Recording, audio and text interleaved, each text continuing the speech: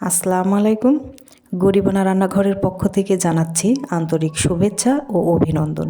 আজকে আপনাদের সঙ্গে শেয়ার করব কিছু স্টুডেন্টদের সঙ্গে আমাদের ফ্যামিলি পিকনিকের কিছু আনন্দঘন মুহূর্ত এবং সেই সঙ্গে শেয়ার করছি চিকেন বিরিয়ানির রেসিপি। এখানে মশলাগুলো বেটে নেওয়া হচ্ছে, এখানে মুরগির পালকগুলো পরিষ্কার করা হচ্ছে। পিকনিকের আনন্দটাই সবাই মিলে কাজ করা, তাই আমরা সবাই মিলে কাজ করছি। আর এখানে বাদাম ছেলা হচ্ছে, কেউ কেউ পেঁয়াজ রসুন কাটছেন। 6টা মুরগি খুব সুন্দরভাবে পরিষ্কার করা হয়ে গেছে। এখন কেটে নেওয়ার পালা আমার। এখন আমি মুরগিগুলোকে এভাবে কেটে নিচ্ছি।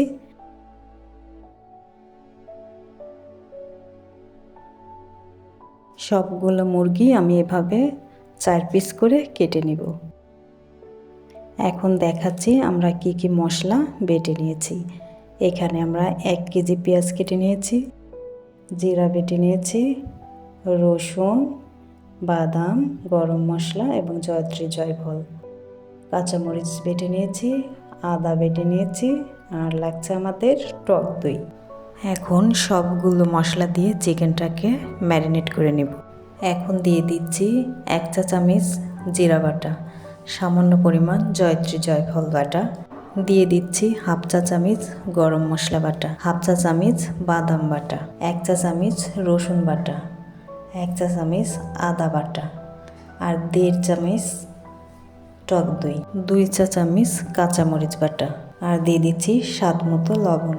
এখন দিয়ে দিচ্ছি রাঁধুনি ভিনেগার 2 চা চামচ, দিয়ে দিচ্ছি 2 চা চামচ সয়াবিন তেল। এখন সবগুলো উপকরণ খুব ভালোভাবে ম্যারিনেট করে নিয়ে আমি চিকেনটাকে আধা ঘন্টার জন্য রেস্টে রেখে দেব, যেহেতু আমার হাতে সময় খুব কম। ফিরে আসলাম আধা ঘন্টা পর। এখন চুলায় একটা প্যান বসিয়ে তাতে পরিমাণ মতো তেল দিয়ে নিচ্ছি। এখন চিকেনগুলোকে আমি খুব ভালোভাবে ভেজে নেব, যেহেতু পরিমাণে অনেক বেশি, তাই এভাবে ভেজে নিলে ভেঙে যাওয়ার সম্ভাবনাটা থাকবে না। আমি খুব ভালোভাবে উল্টে পাল্টে চিকেনগুলোকে খুব সুন্দরভাবে ভেজে নিয়েছি। দেখতেই পাচ্ছেন খুব সুন্দরভাবে আমার চিকেনগুলো ভেজে নেওয়া হয়ে গেছে। এখন তুলে নিচ্ছি। এভাবে করে আমি সবগুলো চিকেন ভেজে নিব। সবগুলো চিকেন আমার ভেজে নেওয়া হয়ে গেছে। এখন চুলায় একটা হাঁড়ি বসিয়ে তাতে আমি দিয়ে দিচ্ছি ওই ভেজে নেওয়া তেলটাই। এই তেলেই আমি চিকেনটাকে রান্না করে নিব। দিয়ে দিলাম এলাচ, দারচিনি এবং কিছু লবঙ্গ আর গোলমরিচ। এখন দিয়ে দিচ্ছি কেটে নেওয়া পেঁয়াজগুলোকে আমি খুব ভালোভাবে নাড়াচাড়া করে নিয়ে জাস্ট সফট করে নেব, এটা বাদামি কালার করব না। পেঁয়াজগুলো সফট হয়ে গেছে। এখন দিয়ে দিচ্ছি 2 টেবিল চামচ পরিমাণ আদা বাটা, রসুন বাটা, জিরা বাটা, 1 চা চামচ পরিমাণ গরম মশলা বাটা, 1 টেবিল চামচ পরিমাণ কাঁচামরিচ বাটা, আর স্বাদ মতো লবণ। এখন একটু নাড়াচাড়া করে নিয়ে সামান্য পরিমাণ পানি দিয়ে আমরা মশলাটাকে খুব ভালোভাবে কষিয়ে নেব। এখন দিয়ে দিচ্ছি জয়ত্রী জয়ফল, বাদাম বাটা আর টক দই পুরোটাই। এভাবে একটু নাড়াচাড়া করে নিয়ে আমরা ঢাকনাতে ঢেকে একদম লো হিটে মশলাটাকে খুব ভালোভাবে কষিয়ে নেব। বিরিয়ানির মাংস ঢাকনাতে ঢেকে রান্না করলে বাইরে স্মেল বের হয় না। মশলাগুলো খুব ভালোভাবে কষিয়ে নেওয়া হয়ে গেছে। এখন দিয়ে দিচ্ছি ভেজে রাখা চিকেনগুলো। এখন দিচ্ছি কিছু কাঁচামরিচ আর 1 চামচ করে ধনিয়া গুঁড়া আর লাল মরিচের গুঁড়া দিয়েছি, তাড়া থাকায় দেখাতে ভুলে গেছি। এখন একটু নাড়াচাড়া করে নিয়ে ঢাকনাতে ঢেকে রান্না করে নিব। এই পর্যায়ে আমরা একটু ঢাকনাটা খুলে আবারও একটু নাড়াচাড়া করে দিব, যেন তলানিতে লেগে না যায়। এখন কিছু চিকেন তুলে নিয়ে রাঁধুনি বিরিয়ানি মশলা ঝোলের সঙ্গে খুব ভালোভাবে মিশিয়ে নিয়ে তুলে নেওয়া চিকেনটা দিয়ে ঢাকনা দিয়ে ঢেকে 5 মিনিটের মতো রান্না করে নেব। ফিরে আসলাম 5 মিনিট পর। এ পর্যায়ে আমরা দিয়ে দিচ্ছি টমেটো সসটা আমরা খুব ভালোভাবে মিশিয়ে নিয়ে ঢাকনাতে ঢেকে 5 মিনিটের মতো একদম লো হিটে রেখে দেব। এই পর্যায়ে চিকেনটা আমাদের রেডি হয়ে গেছে। এখন এটাকে সাইডে রেখে চুলায় একটা পাত্র বসিয়ে তাতে দিয়ে দিচ্ছি পরিমাণ মতো সয়াবিন তেল। এখন দিয়ে দিচ্ছি কিছু এলাচ, দারচিনি, লবঙ্গ। এটাকে ভালোভাবে একটু ভেজে নিয়ে দিয়ে দিচ্ছি আগে থেকে ধুয়ে রাখা পোলাওয়ের চিনি গুঁড়ো, সুগন্ধি চাল।